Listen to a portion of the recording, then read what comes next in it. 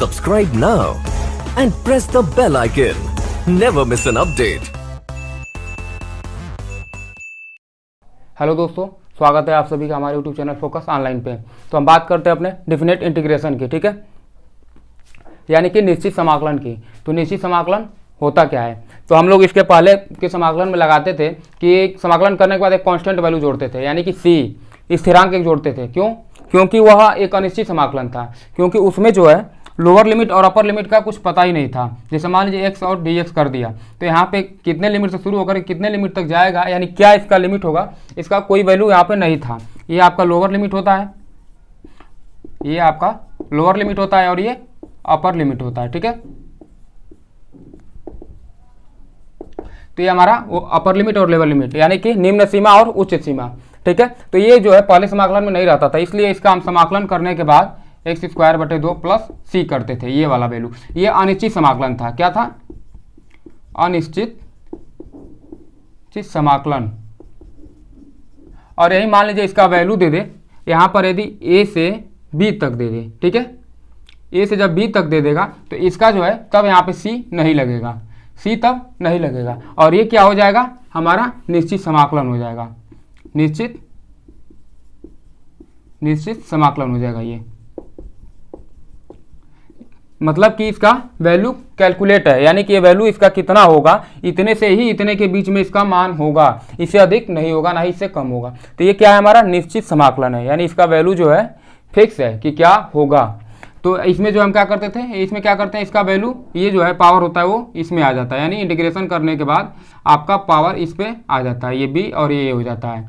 इसके कुछ नियम भी है, इसके डेफिनेट इंटीग्रेशन के कुछ नियम है कि कैसे आप इसको सॉल्व कर सकते हैं, क्या क्या इसमें चेंजिंग कर सकते हैं। तो आइए उसको हम देख लेते हैं अपने डेफिनेट इंटीग्रेशन की। तो डेफिनेट इंटीग्रेशन हमारा जो है कुछ नियम को बताता है। जैसे पहला नियम है, मान लीजिए कि इंटीग्रेशन a और b दिया है, f × t दिया है और dt हो गया। तो इसको हम क्या कर सकते हैं, इसके फंक्शन को पूरी तरह से चेंज कर सकते हैं, a b, और यहाँ पे लिख सकते हैं हम fx × dx, या लिख सकते हैं a b f × n और dn, पूरी वैल्यू चेंज होनी चाहिए, ठीक है, पहला कंडीशन। दूसरा कंडीशन हमारा क्या है कि मान लीजिए कि अगर यहाँ पे वैल्यू दिया है a और यहाँ पे दिया है b, ठीक है, तो क्या कर सकते हैं, यहाँ पे f और x दिया है × dx। तो सबसे पहले हम इसको चेंज कर सकते हैं, कैसे, माइनस में लेकर के। अगर बाहर माइनस कर दे तो ये वैल्यू क्या हो जाएगा, ये तब ये a वाला ऊपर चला जाएगा, b वाला नीचे चला जाएगा, तो a और b हो जाएगा, और ये क्या हो जाएगा, fx dx। तीसरा रूल हमारा क्या कहता है कि अगर मान लीजिए इंटीग्रेशन है, ठीक है, और यहाँ पे हम दे देते हैं आपको a और b, और यहाँ पे भी दे देते हैं fx, यहाँ पे कुछ भी हो सकता है, ये तो मान लीजिए फार्मूले के रूप में भाई एक ही बताएंगे, कई ठो तो नहीं लिखेंगे ना यहाँ पे, और dx इक्वल टू क्या हो गया। तो अब इसमें क्या करेंगे कि हम एक कर सकते हैं कि इंटीग्रेशन a और b और f, यानी इन दोनों अपर और लोअर लिमिट के जोड़ से, अपर और लिमिट दोनों के योग से हम फलन को घटा सकते हैं। जैसे a + b - x × dx, इतना हम वैल्यू यहाँ पे इसका चेंज कर सकते हैं, ठीक है। ये काफ़ी इंपॉर्टेंट है और ये भी हमारा इंपॉर्टेंट है जो हम चेंज करते हैं। अब मान लीजिए कि हम चौथे पॉइंट की बात करते हैं। चौथा पॉइंट हमारा क्या कहता है, चौथा पॉइंट ये है हमारा कि यदि मान लीजिए यहाँ पे 2a है और यहाँ पे 0 है, ठीक है, और f × x दिया है और dx, तो क्या कर सकते हैं कि यहाँ पे कोई भी n वैल्यू हो, यानी कि 1 2 3 4 कुछ भी हो, उसको हम बाहर कर सकते हैं। तब ये इसका लिख लेंगे कि 2 बाहर हो जाएगा और ये 0 fx और dx हो जाएगा। ये रूल हो गया हमारा। अब मान लीजिए कि और कुछ रूल की बात करते हैं, कुछ रूल और की बात कर लेते हैं। जैसे कि मान लीजिए अगर दिया हो माइनस में रूल दिया हो, यानी ये अगर मान लीजिए कि दिया हो a दिया हो और ये -a दिया हो, ठीक है, और ये ft है × dt, तो क्या होगा इसका, अगर ये सम फलन हो, ये फलन सम हो, सम फलन यदि हो ये, तो ये क्या हो जाएगा, हमारा 2 हो जाएगा यहाँ पे, यानी कि जैसे कि ये वाला जुड़ जाएगा, यहाँ पे 2a हो जाएगा और ये 0 हो जाएगा, f × t और dt हो जाएगा। हम जानते हैं कि 2 बाहर आ जाता है रूल के अकॉर्डिंग, तो ये 2 बाहर आ जाएगा, और a × 0 और f × t और dt। और एक और रूल जानते हैं हम, इसी को एक और रूल के अकॉर्डिंग कर सकते हैं। क्या कर सकते हैं कि 0 इंटू 2a और f into 2a minus T कर लेंगे और dt भी कर लेंगे, यानी जहाँ से भी हमारा सोल्यूशन ईजी हो हम वो वहाँ पे इसका यूज कर लेंगे। ठीक है, ये कर सकते हैं। अब मान लीजिए कि दूसरा हमारा कंडीशन क्या कहता है कि यदि यही मान लीजिए कि आपका विषम हो, ये फलन विषम हो, तब क्या होगा? विषम फलन अगर हो तब क्या करेंगे? तब हम क्या करेंगे कि a माइनस और f into T D T बराबर हो जाएगा हमारा 0।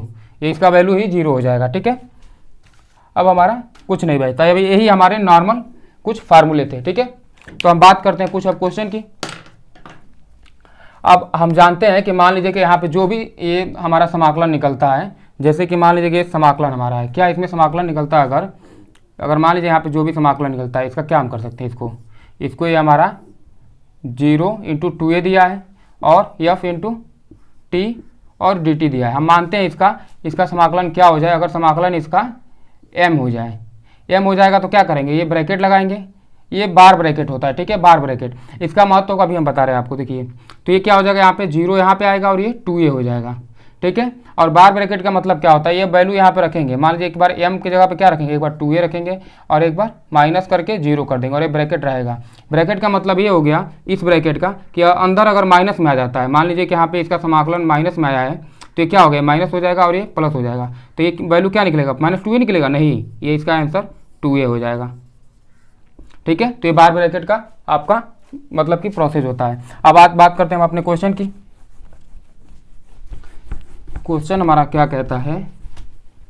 फर्स्ट क्वेश्चन कि 0 से π/2 तक लिमिट है, 0 से π/2 तक लिमिट है और सवाल है हमारा cos x बटे 1 प्लस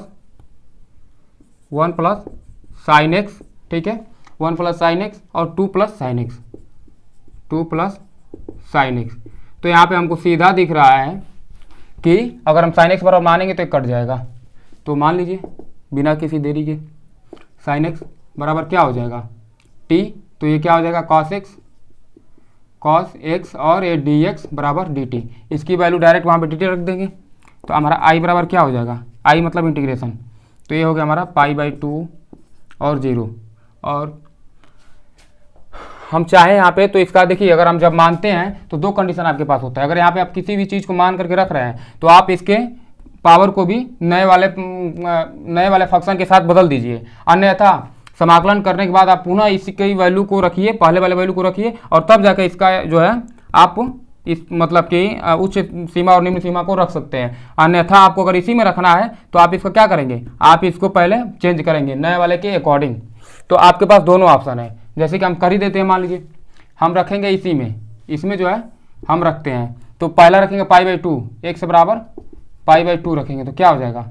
sin π/2 बराबर t। sin 90 डिग्री का मान कितना होता है? t बराबर 1 हो जाएगा। और x बराबर 0 रखेंगे तो sin 0 डिग्री बराबर क्या हो जाएगा? 0 हो जाएगा। sin 0 का मान ये t होगा और t बराबर तब 0 हो जाएगा। एक वैल्यू 2 वैल्यू। ठीक है, तो क्या चेंज कर लेंगे अब यहाँ पे? अभी हो गया हमारा 1 और ये हो गया 0, ये तो 0 ही रहेगा। अब ये हो गया हमारा cos x के जगह पे पूरा रख लेंगे dt अपान 1 प्लस t।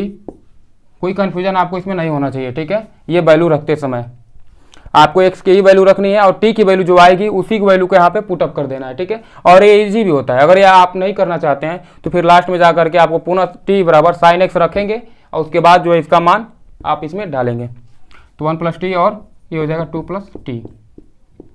dt है ही हमारा। अब ये क्या आ रहा है? आंशिक भिन्न आ रहा है। आंशिक भिन्न हम बोले थे कि यदि आपको पावर ना हो तो आप बहुत ईजी तरीके से शॉर्टकट डायरेक्ट लगा देंगे, लेकिन आप यहाँ पे लिख देंगे कि आंशिक भिन्न में बदलने पर, आंशिक भिन्न में बदलने पर, ये लिखना जरूरी होगा आपका। ये लिख देंगे तो पता चल जाएगा कि हाँ आपने क्या किया है यहाँ पे, नहीं तो कन्फ्यूजन हो सकता है। i बराबर क्या हो जाएगा हमारा? 0 से 1 और इसका डायरेक्ट चेंज करेंगे तो 1 अपान और t बराबर पहले -1 रखेंगे तो -1 जब यहाँ पे रखेंगे तो एक घट जाएगा तो एक बचेगा, यानी कि केवल 1 प्लस t ही बचेगा। प्लस अब t बराबर -2 रखना है तो 1 अपान -2 यहाँ रखेंगे क्योंकि इसका वैल्यू है तो यहाँ रखेंगे और इसको पूरा वैसे ही रख देंगे। तो t बराबर क्या रखेंगे? 2, तो -2 में से 1 घट जाएगा तो -1 बचेगा, और ये माइनस का मतलब ये माइनस में चेंज हो जाएगा, ये हो जाएगा हमारा 2 + t इंटू डी टी बाहर कर लेते हैं। ठीक है, अब दोनों का एक साथ हम इंटीग्रेशन कर सकते हैं, कोई दिक्कत नहीं। आई बराबर क्या हो जाएगा हमारा, अगर चाहे तो अलग अलग भी ले सकते हैं हम इसको, तो इसको ले लेंगे log 1 + t, और इसकी वैल्यू क्या हो जाएगी हमारा 1 और 0, माइनस इसका इंटीग्रेशन क्या हो जाएगा log 2 + t। ठीक है, log 2 + t इंटीग्रेशन, और ये हो जाएगा 1 और ये हो जाएगा 0। अब इसका जो है यहाँ पे मान रख लेते हैं, तो आई बराबर क्या हो जाएगा हमारा, आई बराबर हमारा हो जाएगा log 1 + t, पहले 1 वाला वैल्यू रखेंगे फिर माइनस करके 0 वाला वैल्यू रख देंगे, तो ये हो जाएगा log 1 + t की वैल्यू 1 हो जाएगा, और प्लस डायरेक्ट रखते हैं ना, 1 रखेंगे जब तो 2 हो जाएगा, तो यानी log 2 हो जाएगा माइनस log 0 log 1 हो जाएगा, ये 0 रखेंगे तो log 1 हो जाएगा, और ये माइनस है, माइनस में क्या हो जाएगा log 3 हो जाएगा, और माइनस log 2 हो जाएगा ये। ठीक है, अब आई बराबर क्या करेंगे इसको, ये log 1 का मान 0 होता है, सभी को पता है log 1 का मान 0 क्यों होता है, log 1 बराबर 0 क्यों होता है, तो 1 बराबर क्या लिख सकते हैं e to the power 0, e to the power 0 का मान 1 हो जाएगा, किसी भी अगर चर राशि का मान पावर 0 करेंगे तो उसका मान 1 होता है, तो log e to the power 0 बराबर 0 मतलब कर लेंगे बराबर 0। अब ये 0 जो है mn के रूल से यहाँ आ जाएगा, तो 0 × log e, और बेस में e रहता ही है, और इक्वल टू 0। अब यहाँ से ये वैल्यू क्या हो जाएगा, यहाँ पे इसका वैल्यू 0 हो जाएगा यहाँ पे, इसीलिए हम इसको 0 लिख लेंगे। ठीक है, तो आप पता हो गया कि log 1 का मान 0 होता है कैसे, तो log 1 का मान 0 लिख लेंगे, तो ये हो जाएगा log 2 केवल बचेगा, log 2 और माइनस log 3, और ये माइनस वाला प्लस में बदल देगा, तो प्लस log 2, अब ये जुड़ जाएगा log 2 और log 2 इक्वल टू हो जाएगा 2 log 2 माइनस log 3। अब ये हमारा आंसर हो गया। ठीक है, उम्मीद है आपको समझ में आया होगा। अब बात करते हैं अपने नेक्स्ट क्वेश्चन की, कि नेक्स्ट क्वेश्चन हमारा क्या कह रहा है। नेक्स्ट क्वेश्चन हमारा कह रहा है कि 0 से 1 तक लिमिट है, 0 से 1 तक लिमिट दिया है, और dx अपान x + 3 का होल स्क्वायर, x + 3 का होल स्क्वायर प्लस 16 है, प्लस 16 का आंसर क्या होगा। ठीक है, अब देखिए आपको यहाँ पे एक दिख रहा होगा फार्मूला, कैसे देखिए i बराबर इसको लिख सकते हैं 0 बराबर 1, और dx अपान x + 3 का होल स्क्वायर है प्लस 4 का होल स्क्वायर है। ठीक है, चूंकि देखिए हमारा जो चर राशि है इसके साथ कोई भी अंक गुणा भाग नहीं किया गया है, तो इसलिए हम इसको x + 3 को ही हम x मान सकते हैं, इस पूरे वैल्यू को x मान सकते हैं। ठीक है, तो अब ये क्या दिया है, फार्मूला दिया है हमारा इंटीग्रेशन 1/x² + a² बराबर क्या होता है dx, 1/a होता है, और ये होता है हमारा tan 1 x/a का समाकलन। तो यहाँ पे क्या हो जाएगा i बराबर 1/a, यानी कि 1/4, और ये कोष्टक में होगा 1/4 और tan 1 x + 3/4 हो जाएगा। ठीक है, अब इसका पावर हो जाएगा 1 और 0। अब ये वैल्यू इसमें पुटअप कराना है, तो i बराबर क्या हो जाएगा आपका, पहले 1 पुटअप कराएंगे तो 1/4 tan 1, और 1 जब रखेंगे तो 3 और 3 1 4 हो जाएगा, और 4 4 कट के 1 हो जाएगा, केवल 1 और माइनस कितना होगा 1/4 tan 1, और x की वैल्यू 0 रखेंगे तो क्या हो जाएगा 3/4 हो जाएगा।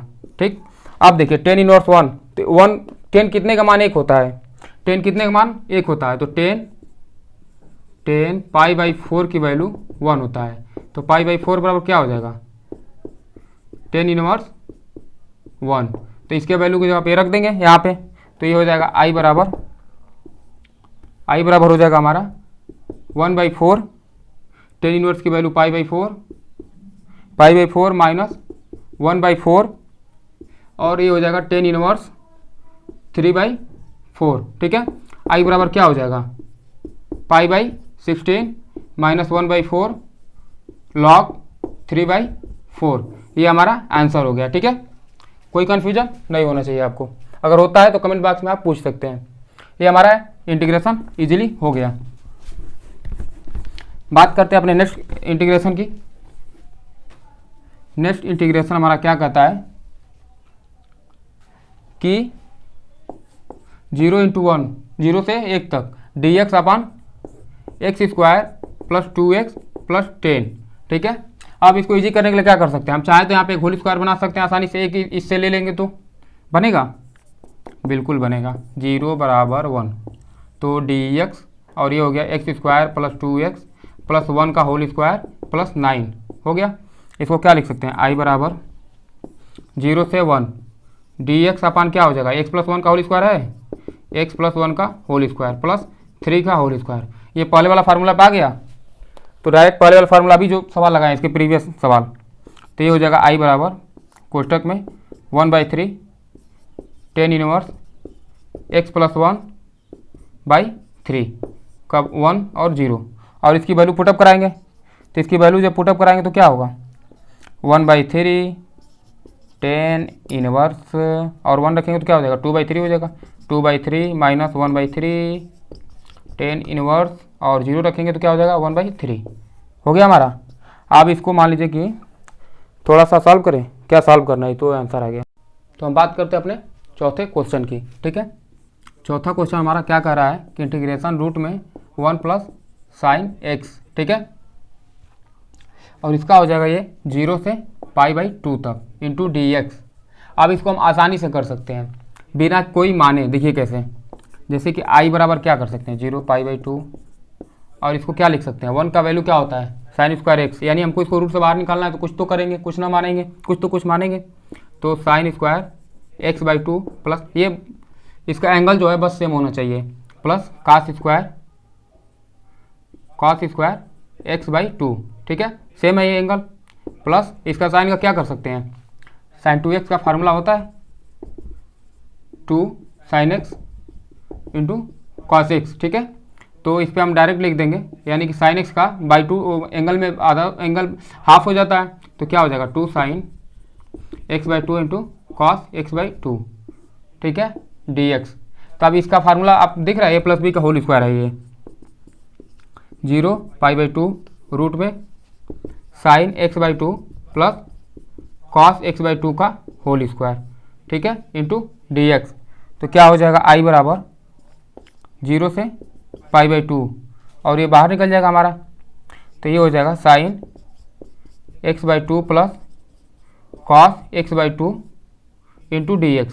अब इसका डायरेक्ट इंटीग्रेशन कर लेते हैं, ठीक है, तो देखिए कैसे इंटीग्रेशन करते हैं इसका डायरेक्ट, यानी कि अब x/2 है तो /2 एंगल में है तो 2 इसके साथ इंटीग्रेशन में आएगा, यानी साइन का अगर इंटीग्रेशन कास होता है तो 2 sin cos x/2 होगा, ठीक है। तो हम मान लीजिए कि इंटीग्रेशन अपना कर ले रहे हैं i बराबर इंटीग्रेशन, ठीक है, तो अलग अलग ले लेंगे इस बार, तो sin x/2 का क्या हो जाएगा 2 माइनस हो जाएगा cos x/2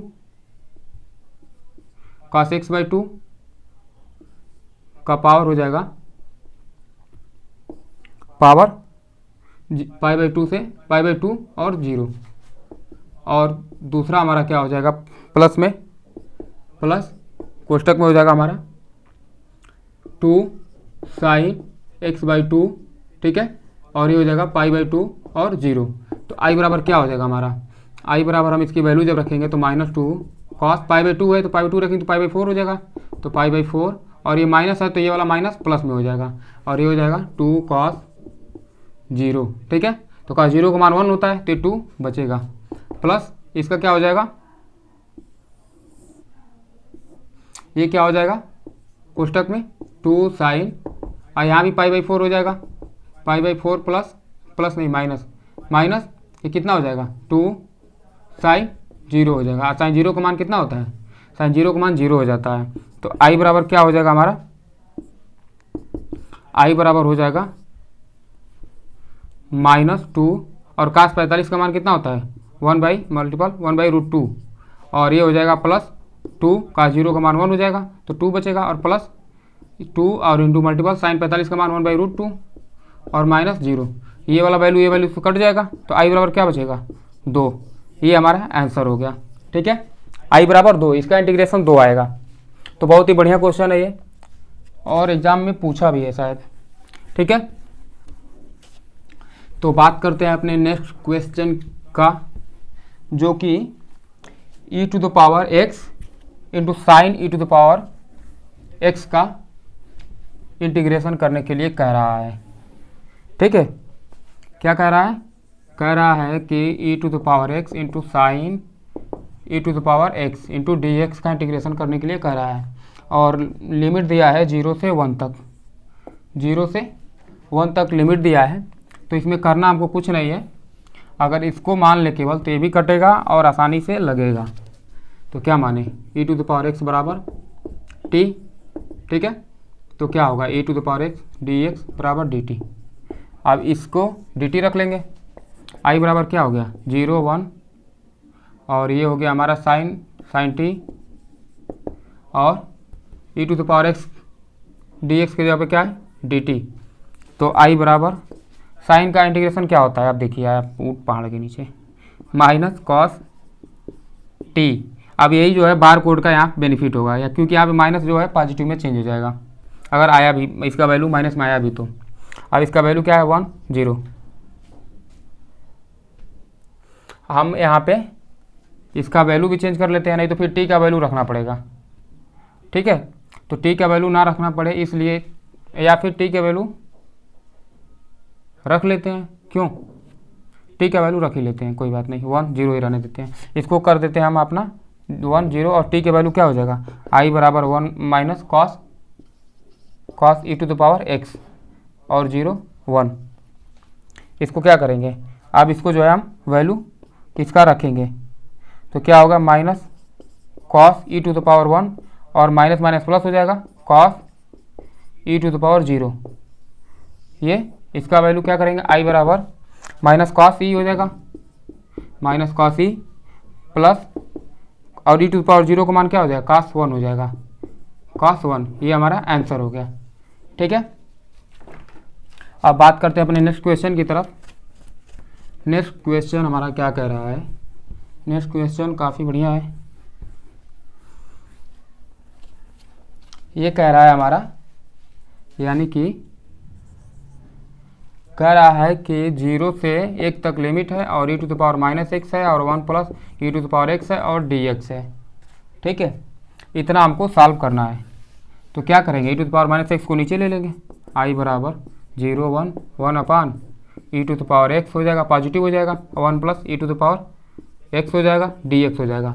अब क्या करते हैं, e to the power x बराबर t मान लेते हैं, e to the power x बराबर t मान लेंगे तो क्या हो जाएगा, e to the power x dx बराबर dt। तो dx बराबर क्या हो जाएगा, इसका वैल्यू t ही हो जाएगा, तो 1/t और dt। तो क्या करेंगे, i बराबर 0 से 1 और 1 upon e to the power x का वैल्यू t हो जाएगा, और एक वैल्यू t है तो t स्क्वायर हो जाएगा।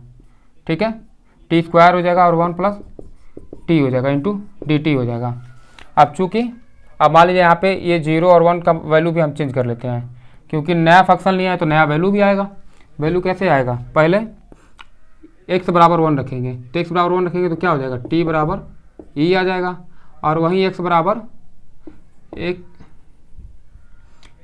क्या रखें, x बराबर 0 रखेंगे तो t बराबर 1 हो जाएगा, क्योंकि e टू द पावर 0 का मान 1 होता है। ठीक है, तो ये हो गया हमारा e, तो e हो गया और ये 1 हो गया। अब इसका आंशिक भिन्न में चेंज करेंगे, आप लिख सकते हैं कि आंशिक भिन्न में बदलने पर, आंशिक भिन्न में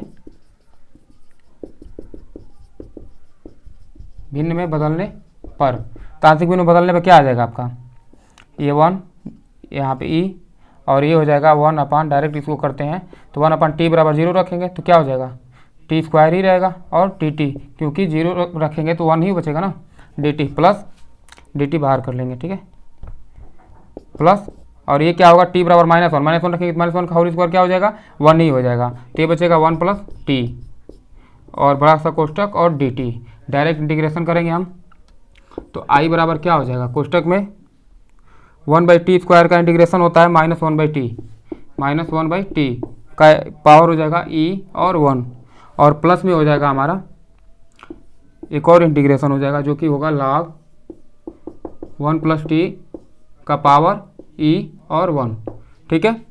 अब आई बराबर क्या हो जाएगा, वैल्यू रखेंगे तो -1/e हो जाएगा और -1 हो जाएगा, -1 नहीं +1 हो जाएगा, ठीक है। प्लस लॉग हो जाएगा और ये 1 + e हो जाएगा, 1 + e हो जाएगा और क्या बचेगा हमारा -log2 बचेगा। तो क्या लिख सकते हैं इसको हम,